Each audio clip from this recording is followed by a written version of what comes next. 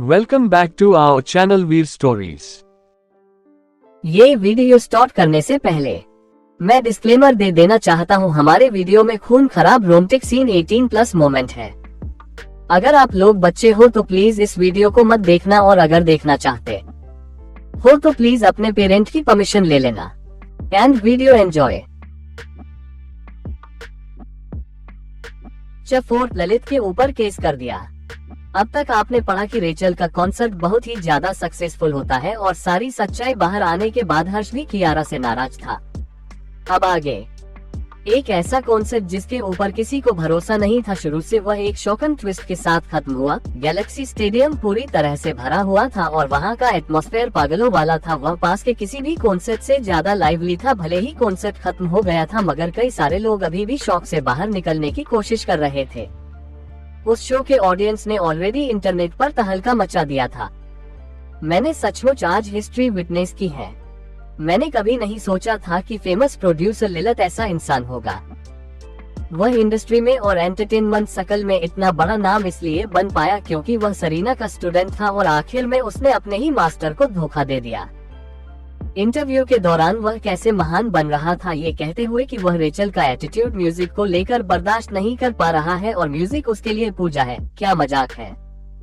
उसने ऑलमोस्ट अपनी मेंटोर की बेटी को मौत के मुंह में लाकर खड़ा कर दिया था।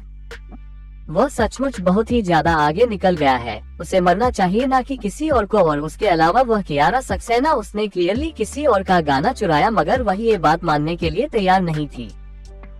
उसके ऊपर से पल्स एंटरटेनमेंट दुनिया की सबसे बुरी कंपनी है। थैंक गॉड कि रेचल ने उसे छोड़ दिया, वरना पल्स एंटरटेनमेंट तो पूरी जिंदगी उसका टैलेंट कियारा के लिए दबा कर रखती और कभी भी किसी के सामने नहीं आने देती हूँ।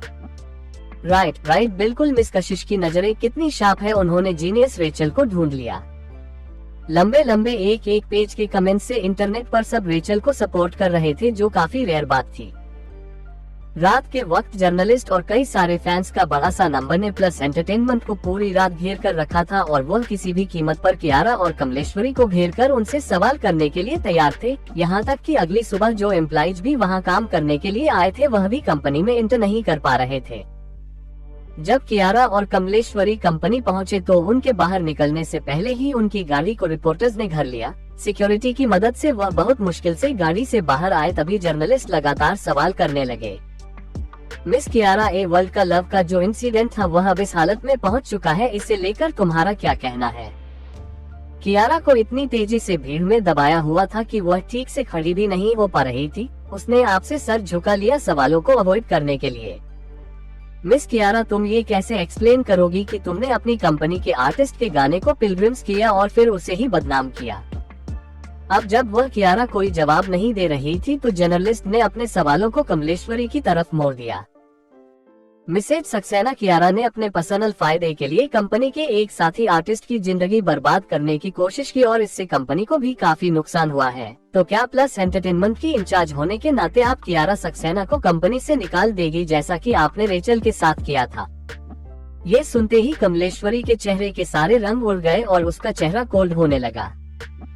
वह जर्नलिस्ट जिसने सवाल पूछा था वह सार्कास्टिकली और उसने शार्प सवाल पूछना जारी रखा। मिसेज सक्सेना, आपको इस सवाल के बारे में ज्यादा सोचने की जरूरत नहीं होगी, राइट।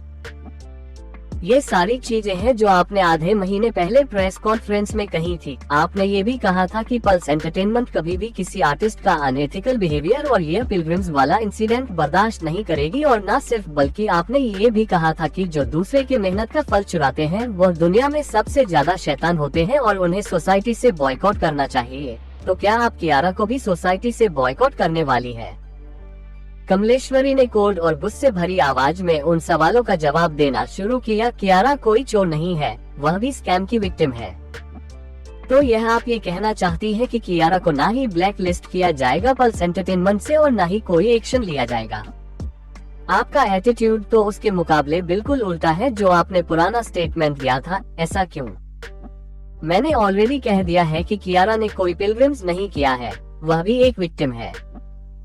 हो तो आप अभी भी वही कार्ड खेल रही है। जब भी कियारा सक्सेना के खिलाफ कोई भी सबूत आता है वह हमेशा इनोसेंट ही होती है। आपकी बातों का मतलब यह है कि इस दुनिया में हर एक इंसान और हर एक चीज गलत है, सिर्फ कियारा सक्सेना ही हमेशा सही और इनोसेंट होती है ना। कमलेश्वरी ने अपने लिप्स टाइटली बाइट कर लिए। बिना आप सिचुएशन की पूरी इन्वेस्टिगेशन किए आगे बढ़ी और आपने उस आर्टिस्ट पर पिलग्रिम्स का इल्जाम लगा दिया। अब जब रेचल ने अपनी इनोसेंस को प्रूव कर दिया तो आप अभी भी अपनी गलती नहीं मान रही है।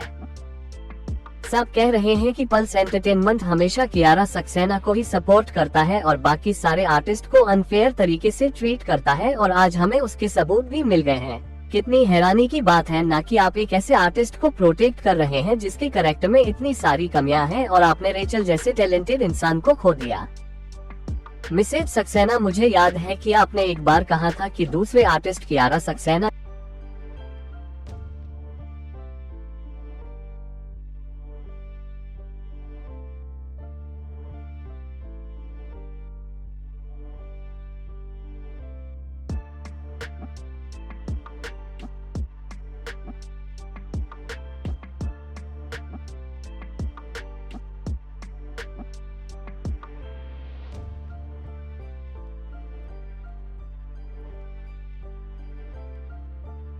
के नीचे है और वह आगे नहीं बढ़ पाए क्योंकि उनके अंदर एबिलिटी और टैलेंट नहीं है। मैं सचमुच आपकी झूठ बोलने की ताकत से इम्प्रेस हो गया। उस रिपोर्टर के शब्दों में सरकेजम साफ नजर आ रहा था। वह कल रात रेचल के कॉन्सर्ट में गया था, इसलिए उसका गुस्सा बाकी रिपोर्टर्स के मुकाबले और भी ज्यादा था। ठीक उसी वक्त अचानक से एक सड़ा हुआ अंडा उड़ता हुआ आया और डायरेक्ट कियारा के फोरहेड पर जाकर लगा। कियारा चिल्लाए और गंदी सी स्मेल तुरंत हवा में फैलने लगी। सारे रिपोर्टर्स पीछे हट गए और भी सड़े हुए अंडे, टमाटर और सड़ी हुई सब्जियां कियारा और कमलेश्वरी की तरफ उड़ते हुए आने लगी। एंटरटेनमेंट इंडस्ट्री से निकल जाओ, तुम चोर हो।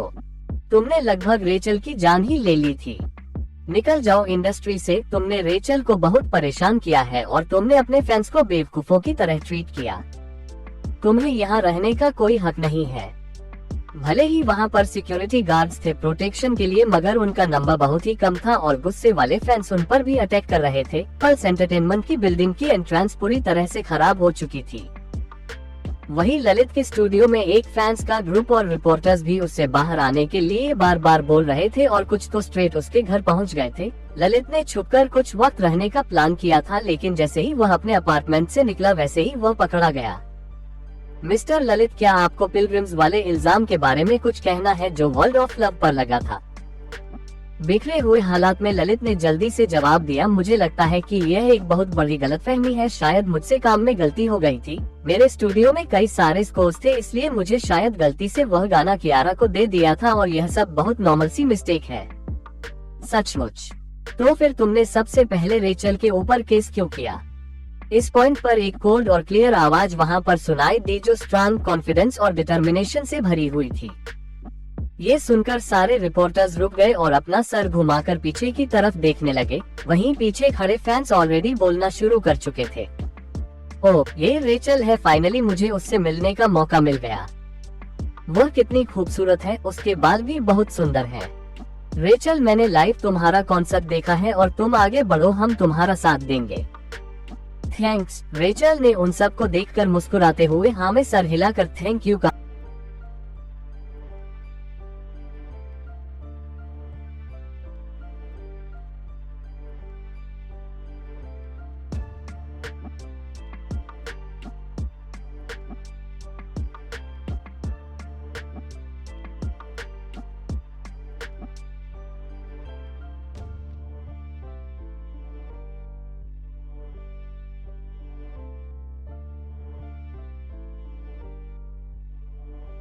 कहा और फिर जल्दी से दौड़कर कशिश के साथ आकर खड़ी हो गई।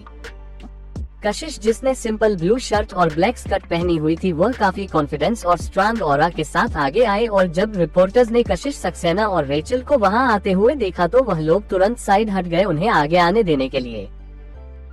कशिश ललित के सामने आए और उसका चेहरा कोल्ड था मगर एक सरकेजम भारी मुस्कुराहट से भरा हुआ था। मिस्टर ललित, अपने एक्सीडेंटली किसी और की म्यूजिक सेट ले ली और उसे अपना बना लिया और अनइंटेंशनली उसके ओरिजिनल एमएस ग्रुप को पूरी तरह से बर्बाद कर दिया। उसको पर अपने मार्क्स छोड़े और फाइनली कोर्ट चले गए बिना सोचे समझे। तुम्हारा ये जो एक्सीडेंट्स का सिलसिला है उसने लगभग रेचल की जान ले ली थी, पता है ना तुम्हें?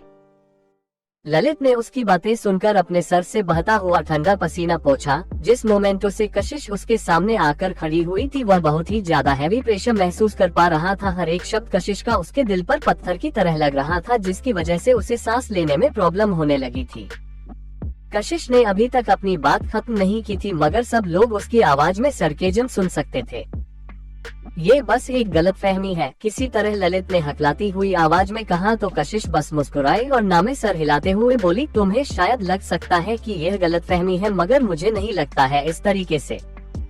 उसने एक डॉक्यूमेंट अपने बैग से निकालकर ललित को दिया तो ललित ने कंफ्यूजन में उसे लेते हुए पूछा, यह क्या है? कशिश ने जवाब दिया, एक कोर्ट का नोटिस, ट्रायल 1 हफ्ते में पहुँचे जाना वरना महंगा पड़ेगा। ललित ने उस एनवेल्प को खोला और उसके अंदर के पेपर को पढ़ते ही उसका चेहरा सफेद पड़ गया। उसने रेचल की तरफ देखा जो कशिश के बगल में खड़ी थी और उसकी आंखों में हैरानी साफ नजर आ रही थी। रेचल, तुम मुझ पर केस कर रही हो? रेचल की भौहें आपस में सिकुड़ गई और उसने कोल्ड हंसी के साथ कहा, हैरान हो? मैं तुम्हारे ऊपर केस कर रही हूँ क्योंकि तुम डिजर्व करते हो, मगर जब तुमने किया था तब तो मेरी कोई गलती भी नहीं थी, मगर फिर भी तुमने किया था ना। ललित बहुत ज्यादा पैनिक करने लगा और वह रेचल को अप्रोच करने लगा उसका हाथ पकड़ने के लिए, मगर तभी 2 हटे कटे ब्लैक सूट पहने हुए बॉडीगार्ड तुरंत आगे आए और उसे अपने पीछे कर लिया। ललित जम गया और 2 बॉडीगार्ड के बीच का जो गैप था उससे रेचल को देखते हुए बोला, रेचल, मैंने तुम्हें पहले भी कहा है, मैं बस तुम्हें डरा रहा था, हम इस बारे में बात कर सकते हैं। बात करने के लिए अब कुछ नहीं बचा है। मैं यहाँ पर वह अपनी मॉम का स्टूडियो वापस लेने आई हूँ, ये हमेशा से ही मेरा था और मैं चाहती हूँ कि तुम 2 घंटे के अंदर अपनी चीजें पैक करो, यहाँ से निकल जाओ। ये सुनकर ललित का चेहरा काला पड़ गया और उसने चिल्लाते हुए कहा, रेचल, क्या तुम मुझे मारने की कोशिश कर रही हो? मैं बस वह चीजें वापस लेना चाहती हूँ जिस पर मेरा हक है। ललित, जब भी मैं सोचती हूँ कि तुम्हारे जैसा कोई भी इंसान मेरी मॉम के स्टूडियो में रह रहा है तो मुझे बहुत ज्यादा गुस्सा आता है। रेचल ने अपनी बात खत्म कर ली और वहाँ से जाने के लिए मुड़ी, मगर ललित डेस्परेटली उसका पीछा कर रहा था। रेचल, रेचल, मेरी बात सुनो। Get lost. वही कियारा और कमलेश्वरी अभी अभी शावर से बाहर आए थे, उनके घावों का भी इलाज नहीं हुआ था। तभी कियारा की एजेंट दौड़ते हुए अंदर आए। वहाँ पर आ रही बदबू से उसकी नाक सिकुड़ गई। क्या बात है? कियारा को अंदाजा हो गया कि जरूर कोई बुरी खबर है। अली ने अगले महीने का तुम्हारा कवर शूट कैंसिल कर दिया। क्या? कियारा अपने आप को रोक नहीं पाया और वह बहुत ज्यादा शॉक थी। न सिर्फ अली बल्कि बाकी मैगजीन्स ने भी। और क्या? कियारा ने एंजाइटी में पूछा। तो उसकी एजेंट ने पहले कियारा फिर कमलेश्वरी को देखते हुए कहा, तुम्हारे सारे पुराने एंडोर्समेंट और मूवी टीवी शूट सब रिप्लेसमेंट की रिक्वेस्ट कर रहे हैं। ये सुनते ही कियारा का चेहरा तुरंत सफेद पड़ गया और उसने कहा, नहीं, ये पॉसिबल नहीं है। उसने पैनिक में नामे सर हिलाते हुए कहा, वह सारे एंडोर्समेंट और मूवी टीवी शोज कॉन्ट्रैक्ट के अंदर है, मगर कॉन्ट्रैक्ट में शर्तों में ये भी लिखा गया था कि कोलैबोरेशन के दौरान तुम्हें पब्लिक में अपनी इमेज को पॉजिटिव रखना है और अगर कोई भी सीरियस नेगेटिव इम्पैक्ट तुम्हारी इमेज पर हुआ तो वह लोग कॉन्ट्रैक्ट कैंसिल कर सकते हैं और पेनल्टी भी हमें ही देनी होगी। कमलेश्वरी चेयर पर बैठी हुई थी, उसने अपनी उंगलियां अपने सर पर रखी हुई थी और उसके चेहरा के एक्सप्रेशन बिल्कुल भी अच्छा नहीं थे। कियारा ने अपने आप को शांत करने की कोशिश की और अपने बैग से फोन निकाला। वही ललित जो अपने घर पर काउच पर बैठा हुआ था, उसका फोन बजा तो उसने फोन उठाया।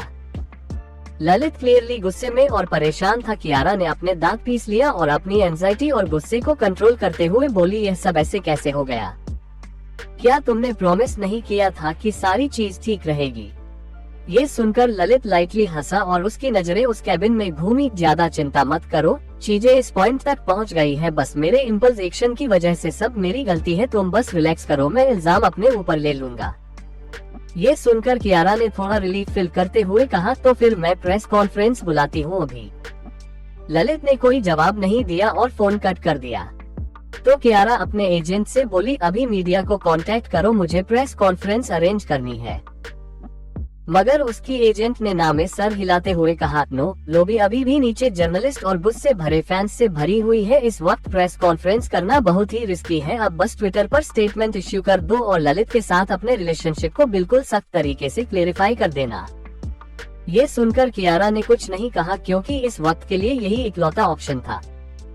तभी अचानक से ऑफिस के टीवी से तेज आवाज सुनाई देने लगी। सब लोगों ने ऊपर देखा तो स्क्रीन पर स्टरलाइट इंटरनेशनल के बाहर का सीन दिखाई दे रहा था, जहां पर भी जर्नलिस्ट और फैंस इकट्ठा थे।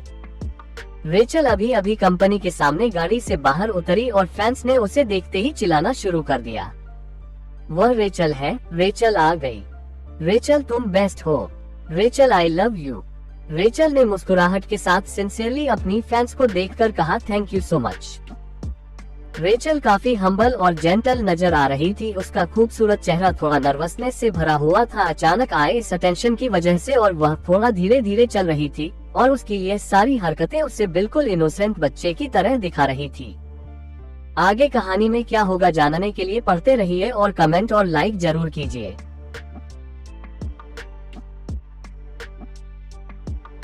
चफाइट सक्सेस पार्टी। अब तक आपने पढ़ा कि जहां एक तरफ रेचल की वजह से स्टरलाइट इंटरनेशनल बहुत ही ज्यादा फेमस हो गया था, वहीं दूसरी तरफ कोई पल्स एंटरटेनमेंट के शेयर सेक्रेटली खरीद रहा था।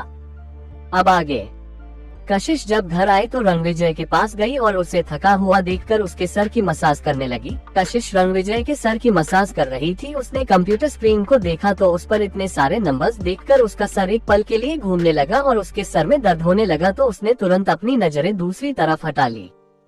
क्या हाल फिलहाल में बहुत काम है।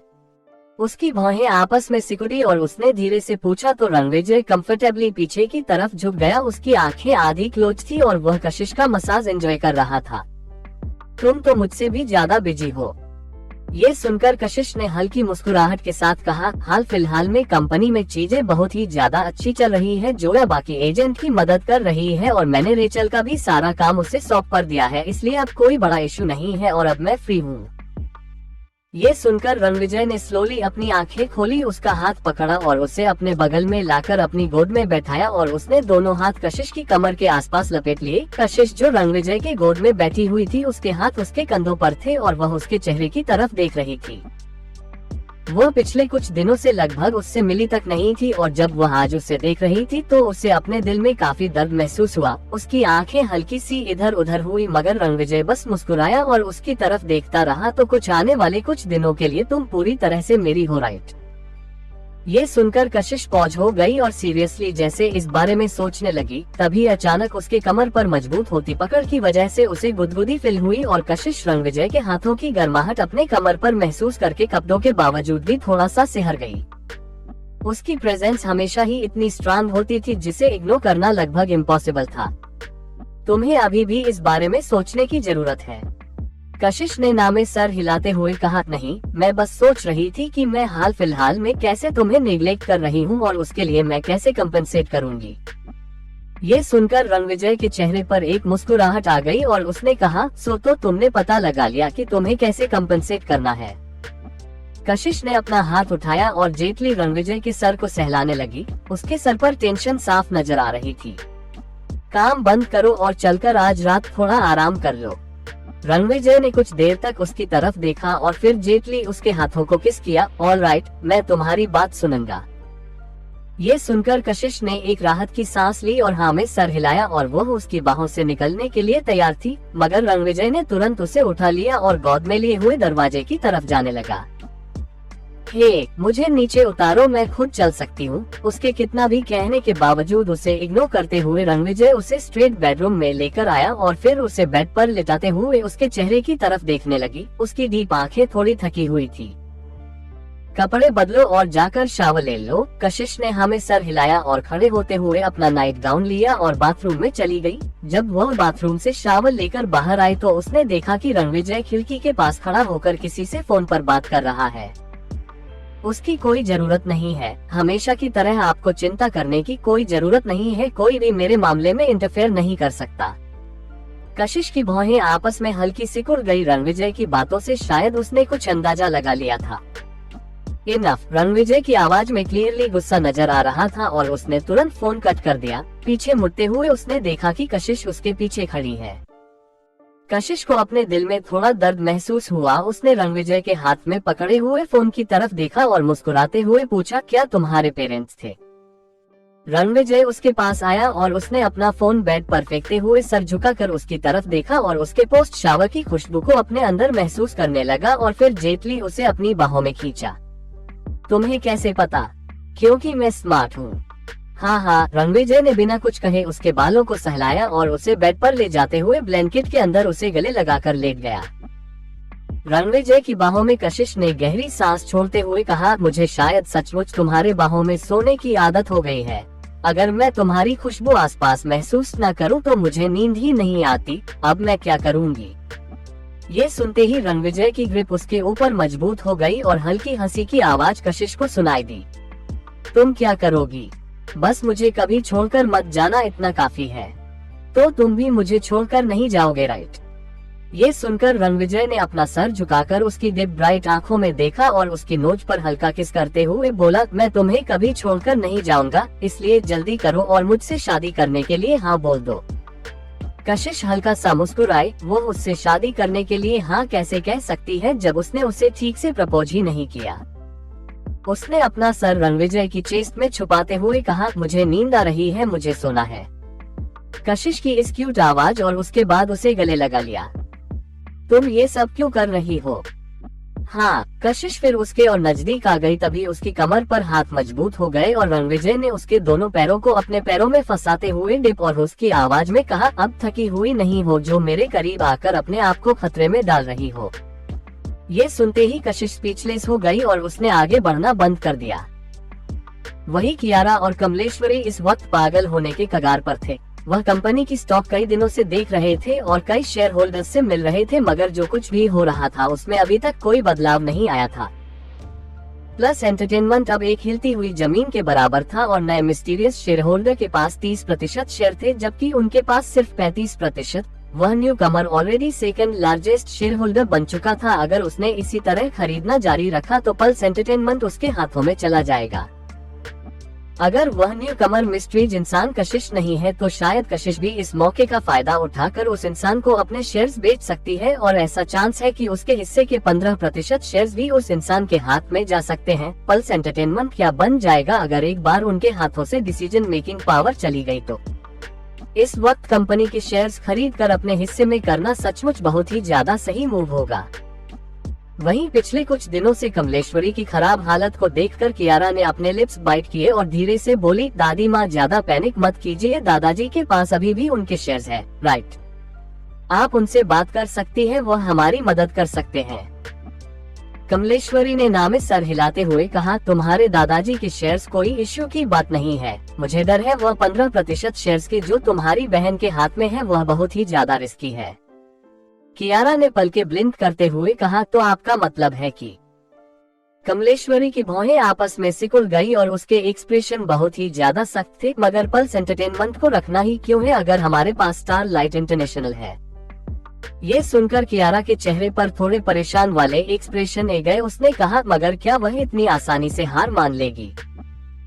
ये सुनकर कमलेश्वरी की आंखों में एक अजीब सा लुक दिखाई दिया और थोड़ा सा गुस्सा भी, मगर फिर किसी तरह उसने अपने आप को शांत कर लिया और गहरी सांस छोड़ते हुए बोली, उसकी अभी चिंता मत करो, हमें शांत रहना होगा और चैरिटी इवेंट्स के साथ आगे बढ़ते रहना होगा जैसा कि हमने प्लान किया है।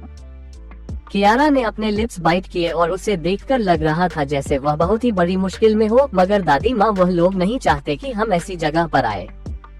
अगर तुम इस वक्त रुक जाओगी तो उनका गुस्सा तुम्हारे लिए और भी बढ़ जाएगा। कमलेश्वरी थोड़ा इम्पेशेंट हो गई थी। वह थोड़े वक्त के लिए शांत रही और फिर कियारा की तरफ मुड़ते हुए पूछा, वैसे हर्ष के साथ हाल फिलहाल में चीजें कैसी चल रही हैं? ये सुनकर कियारा शांत हो गई। पिछले कुछ दिनों से वह हर्ष को कांटेक्ट ही नहीं कर पाई थी जब से हर्ष गुस्से में उनके घर से निकला था। कमलेश्वरी ने उसके एक्सप्रेशन देखकर जेटली अपना सर हिलाया और गहरी सांस छोड़ते हुए बोली, आज रात मल्होत्रा ग्रुप के साथ मीटिंग सेट करो, चलो।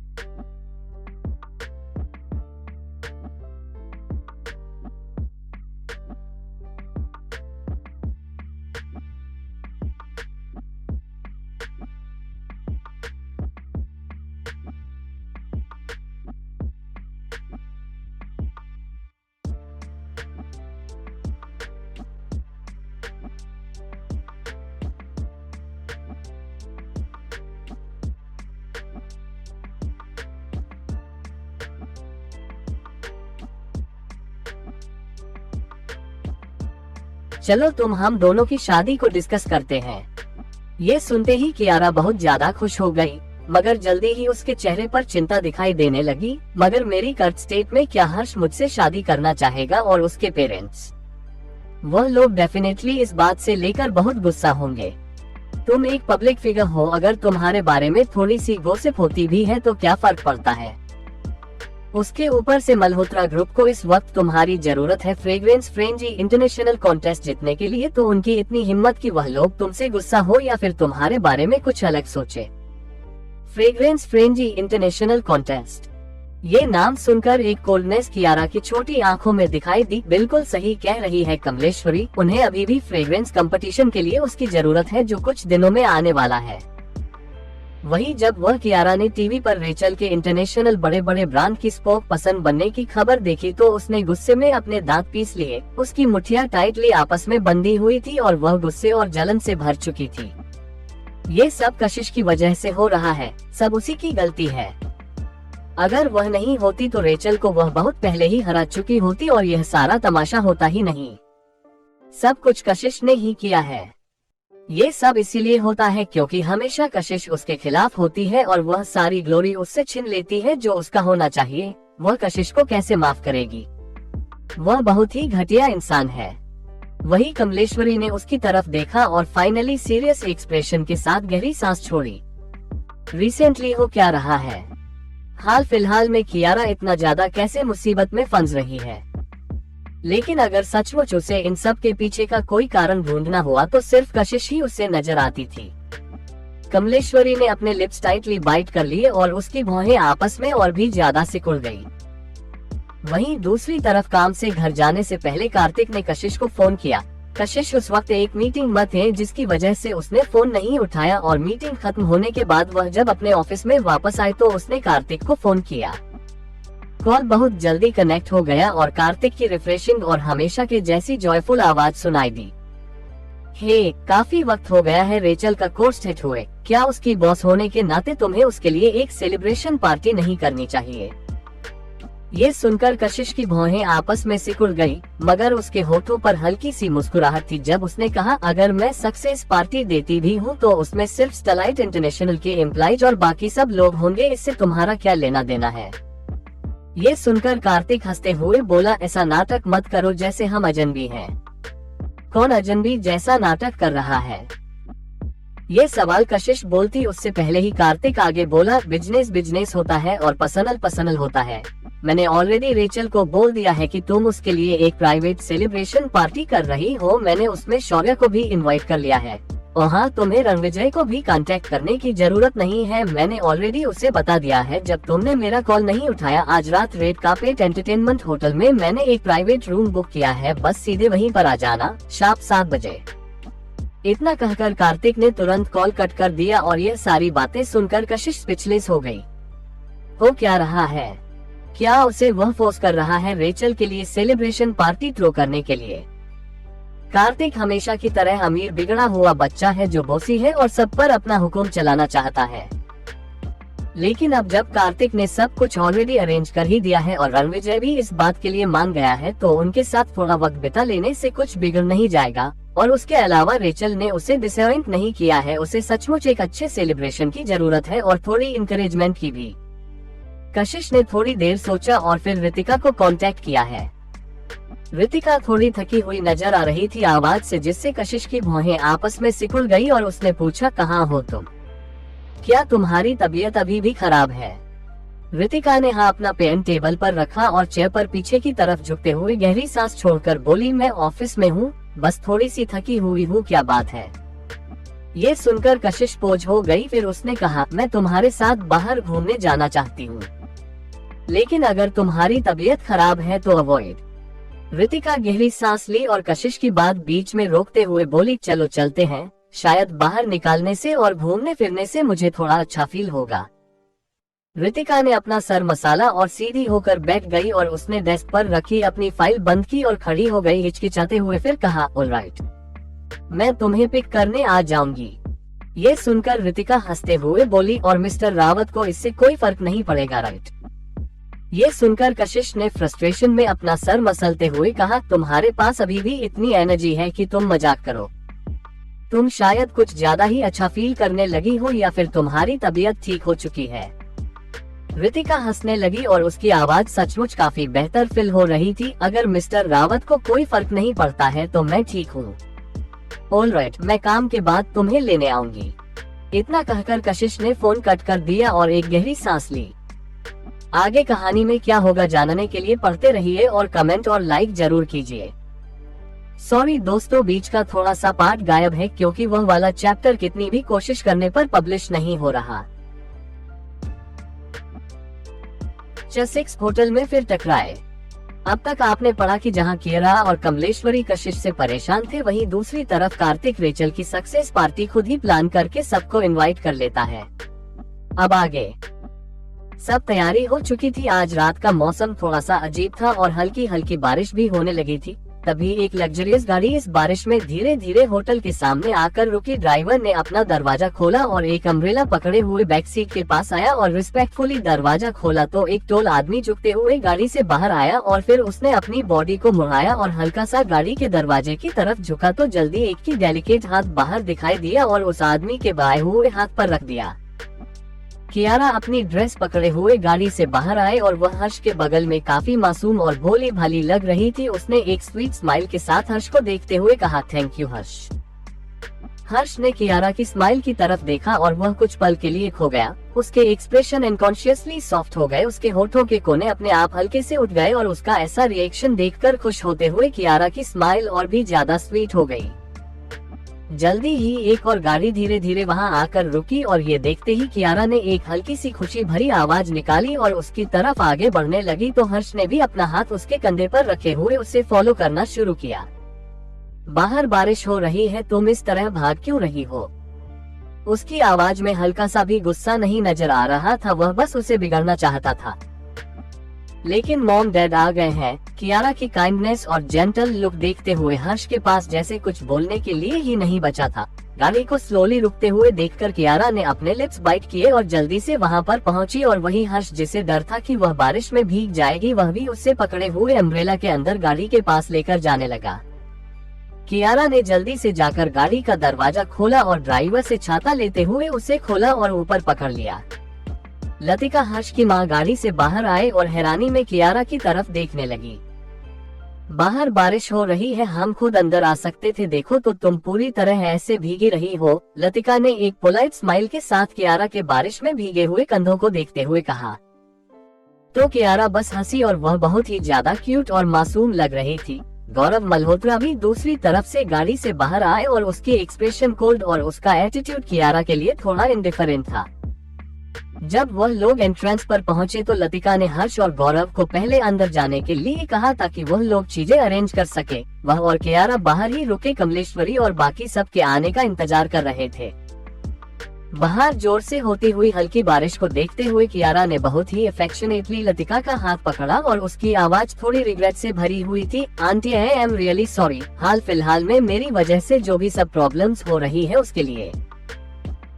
ये सुनकर लतिका अपने आप को गहरी सांस छोड़ने से रोक नहीं पाए और उसने कहा, एंटरटेनमेंट इंडस्ट्री बहुत ही बड़ा मैच है, एक गलत कदम और तुम मुसीबत में पड़ जाओ। मुझे पता है कि हर्ष को भी काफी अच्छा नहीं लगता कि तुम एंटरटेनमेंट इंडस्ट्री का हिस्सा हो। हम लोग आज तुम लोगों की शादी के बारे में बात करने वाले हैं। तुम लोगों की शादी हो उससे पहले हम इंटरफेयर नहीं कर सकते, लेकिन उसके बाद तुम मल्होत्रा परिवार की बहू बन जाओगी और इस तरह लगातार लोगों की नजरों में बना रहना अच्छी बात नहीं है, इसलिए तुम सोच लेना।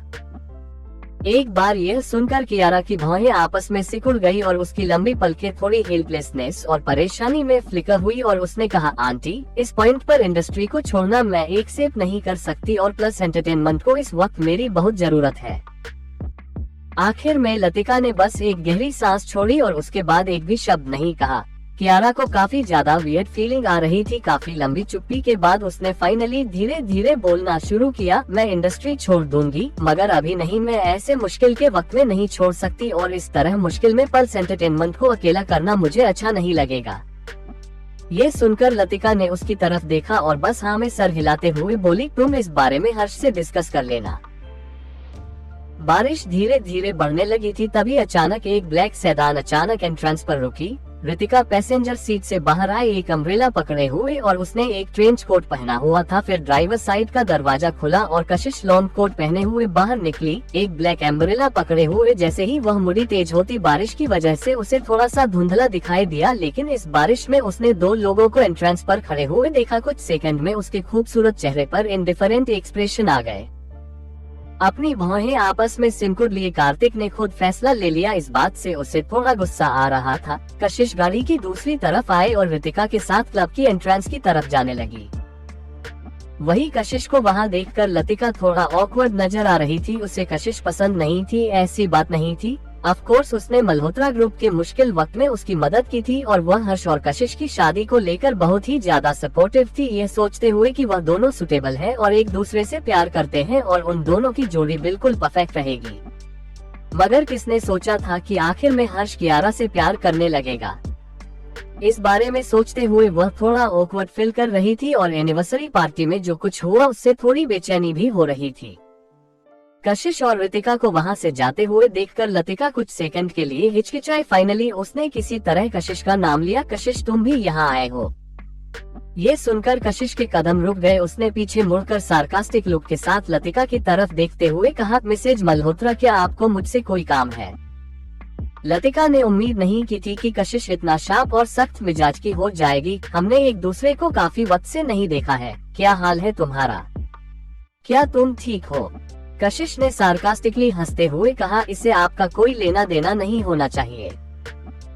अब लतिका खुद को कंट्रोल नहीं कर पाए और उसने गहरी सांस लेते हुए और फिर छोड़कर कहा, कशिश कुछ चीजों को अगर पीछे छोड़ दिया जाए तो ही बेहतर होता है। हर्ष ने कियारा को चुना है, अगर तुम गुस्सा भी हो तो तुम्हें धीरे धीरे इस बात को समझना ही होगा। चीजें इतनी आगे निकल गई हैं, तुम कुछ भी कर क्यों ना कर लो हर्ष। और तुम मिसेज मल्होत्रा। कशिश को गुस्सा आने लगा था। उसने लतिका की बात बीच में ही रोक दी। कशिश ने नचली अपना अम्ब्रेला बंद किया और कॉर्डली बोली, वह आदमी बहुत ही ज्यादा गिरा हुआ और घटिया होता है जो किसी और के साथ एंगेज होते हुए सीक्रेटली किसी को डेट करे, और यहाँ तक कि उसने तो अपना गलत रिश्ता अपनी फियांसे की बहन के साथ ही बनाया। क्या आपको सचमुच लगता है कि हर्ष इतना अच्छा इंसान है कि मैं उसके पीछे इतनी पागल हो जाऊंगी और लगातार उसे मिस करती रहूंगी? कशिश को अपने बेटे की बुराई करता हुआ देखकर लतिका तुरंत सीरियस हो गई और उसके हाथ गुस्से की वजह से कांपने लगे। तुम ऐसी बातें कैसे बोल सकती हो? तुम। वह अपनी बात खत्म कर पाती उससे पहले ही कशिश ने अपना अम्ब्रेला दूर किया और उसकी आंखों में सरकेजम लिए हुए देखते हुए बोली, मैं ऐसा क्यों नहीं बोल सकती? आपको लगता है मैं गलत हूँ? इस बारे में सोच कर देखिए। इतना कहकर वह रुकी और कुछ सेकंड तक लतिका की तरफ देखने के बाद धीरे धीरे कहा, अगर आपके हस्बैंड आपकी पीठ पीछे आपकी बहन के साथ ही गलत रिश्ते बनाए तो आपको कैसा फील होगा?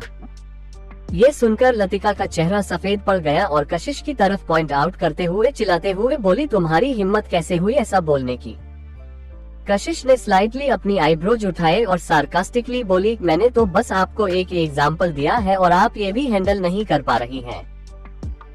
ये सुनकर लतिका स्पीचलेस हो गई तो कशिश का चेहरा कोल्ड हो गया। मैं कोई एरी गैरी लड़की नहीं हूँ और ना ही मैं इतनी आसानी से किसी आदमी के पीछे पागल हो जाती हूँ। उस आदमी के पीछे तो बिल्कुल भी नहीं जो एक कचरा से ज्यादा कुछ भी ना हो। यह मत सोचिएगा कि हर लड़की आपके बेटे के पीछे पागल हो गई है। मैं और वह सैकड़ों सालों में भी नहीं, वह मेरे जिंदगी के 1 मिनट टाइम के लायक भी नहीं है। लतिका का चेहरा गुस्से की वजह से पिला पड़ता हुआ देखकर कशिश की आंखें और भी कोल्ड होने लगी। वह लतिका के साथ और बहस नहीं करना चाहती थी, इसलिए वहां से जाने के लिए मुड़ी। इतना ज्यादा घमंड दिखाने की जरूरत नहीं है। क्या तुम ही वह नहीं थी जो हमेशा पागलों की तरह हर्ष के पीछे पीछे घूमा करती थी? ये सुनकर कशिश अचानक से रुक गई और 2 सेकंड के लिए पोज हो गई। फिर अचानक से उसने मुड़ते हुए कोल्डली लतिका की तरफ देखा तो उसे उसकी बगल में खड़ी कियारा के चेहरे पर मजाक उड़ाने वाली मुस्कुराहट भी नजर आई। कशिश का टोल और पतला फिगर एक रेडियंट ऑरा निकल रहा था। उसकी जो ऑलोफनेस और अनडिनायबल डोमिनेंस थी, लतिका थोड़ा घबराने लगी थी। कशिश ने उसकी तरफ कुछ सेकंड के लिए देखा और फिर बोली, तुम्हें याद है ना कि मैं कैसे हर्ष के पीछे भागती रहती थी? मगर यह मत भूलना, जस्ट इन केस मैं तुम्हें याद दिला देती हूँ कि जब मैं इसको सेटल करने पर आऊंगी तो क्या क्या कर सकती हूँ। लतिका कशिश की डोमिनेंस से थोड़ा डर गई थी और अपने आप उसकी बॉडी थोड़ी सी कियारा की तरफ से झुक गई। लतिका के डर को देखते हुए कियारा ने जल्दी से कहा, से आंटी हमारी बड़ी है आफ्टर ऑल। बड़ों को बड़ों की तरह रहना चाहिए। अपने डबल स्टैंडर्ड के पट्टी मेरे आंखों पर बांधकर मुझे अंधा करने की कोई जरूरत नहीं है। सबके अंदर मोरल नाम की कोई चीज नहीं होती है। कशिश ने एक नजर उनकी तरफ देखा और मुड़ते हुए रितिका के साथ क्लब के अंदर जाने लगी। कशिश को वहां से जाते हुए देखकर लतिका ने हेल्पलेसली अपना सरनामे हिलाया। उसके चेहरे पर रिग्रेट और डिसअपॉइंटमेंट भरी हुई थी। कशिश ऐसी पहले नहीं थी, वह ऐसी कैसे बन गई? कियारा ने अपना सरनामे हिलाते हुए कहा, मेरी बहन के एटीट्यूड जो ऐसा था अभी अभी उसके लिए आई एम सॉरी। हमें कोई आइडिया नहीं है कि वह अचानक से ऐसी कैसी हो गई है। लतिका ने नामे सर हिलाते हुए कहा, वह बहुत ही ज्यादा हार्श है। थैंक गॉड कि आखिर में हर्ष ने उसे नहीं चुना। लतिका की बात सुनकर कियारा ने अपने लिप्स बाइट करते हुए कहा, एक्चुअली मेरी बहन बहुत ही काइंड है। ऑल राइट, तुम हमेशा उसे डिपेंड करती रहती हो, मगर हम सबको पता है वह किस तरह की इंसान है। वह देखो तुम्हारी दादी माँ आ गई है। जैसे ही लतिका ने अपनी बात खत्म की और उसने ऊपर देखा तो दूर से उसे गाड़ी आती हुई दिखाई दी, तो उसने एफर्टलेसली बात को वही खत्म कर दिया। कियारा ने भी ऊपर उस गाड़ी को देखा जो ठीक उनके सामने आकर रुकी थी और उसने तुरंत अपने अम्ब्रेला के साथ दरवाजा खोला और कमलेश्वरी को गाड़ी से बाहर आने में मदद की। उसके साथ साथ सुधा और नीलेश भी थे। लतिका को ग्रिड करने के बाद सुधा एंट्रेंस की तरफ जाने लगी। वही जब रितिका क्लब के अंदर एंटर हुई तो उसकी तबीयत ज्यादा अच्छी नहीं लग रही थी, इसलिए वह डायरेक्ट रेस्टरूम में चली गई। कशिश उसका हॉल के कॉरिडोर में ही इंतजार कर रही थी अकेले। जब हर्ष लतिका और कियारा को लेने के लिए बाहर आया तो उसने कॉरिडोर के एंट्रेंस पर कशिश को देखा। कशिश, वह जानी पहचानी आवाज सुनकर कशिश की भौहें आपस में सिकुड़ गई और उसने पीछे मुड़कर देखा तो जैसा कि उसे उम्मीद थी यह उसी की आवाज थी। उसके एक्सप्रेशन तुरंत और भी ज्यादा कोल्ड हो गए। तो हर्ष ने दोबारा अपना मुंह खोलते हुए कहा, मैंने उम्मीद नहीं की थी कि तुम भी यहाँ आओगी।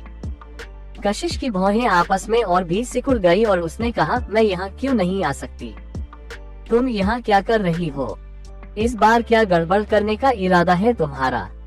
हर्ष आगे बोल पाता उससे पहले ही कमलेश्वरी ने पीछे से आकर तेज आवाज में चिल्लाते हुए कहा। हर्ष ने कमलेश्वरी की तरफ देखा और फिर कशिश की तरफ और उसकी भौहें भी आपस में सिकुड़ने लगी और उसने पूछा, कशिश क्या तुम सक्सेना परिवार की तरफ से इनवाइटेड नहीं हो? आज हम तुम्हारी और कियारा की शादी डिस्कस करने वाले हैं, तो मैं इसे क्यों इनवाइट करूंगी? कमलेश्वरी ने गुस्से में कहा।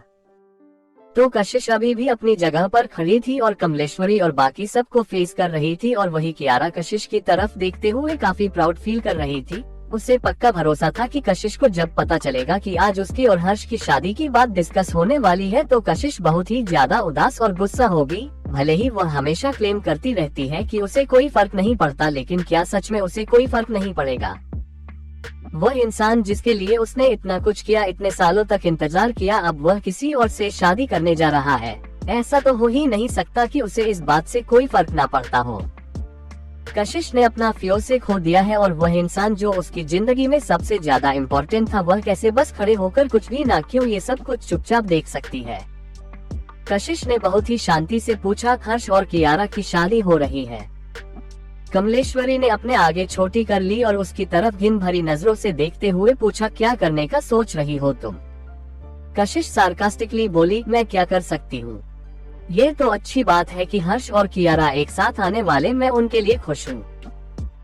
ये सुनकर हर्ष थोड़ा डिसअपॉइंटेड नजर आने लगा। उसने अपने होंठ दबाए और कॉम्प्लेक्स एक्सप्रेशन के साथ कशिश की तरफ देखने लगा। कशिश ने आगे कहा, एक बुरा और घटिया कैरेक्टर का लड़का और एक बुरी और घटिया कैरेक्टर की लड़की को हमेशा एक साथ ही होना चाहिए। मैं इंतजार करूंगी देखने के लिए कि ये दोनों जब एक साथ आते हैं तो क्या तमाशा होगा।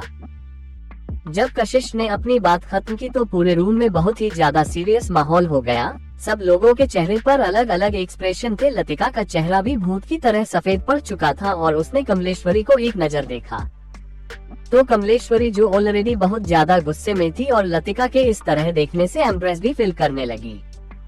आगे कहानी में क्या होगा जानने के लिए पढ़ते रहिए और कमेंट और लाइक जरूर कीजिए।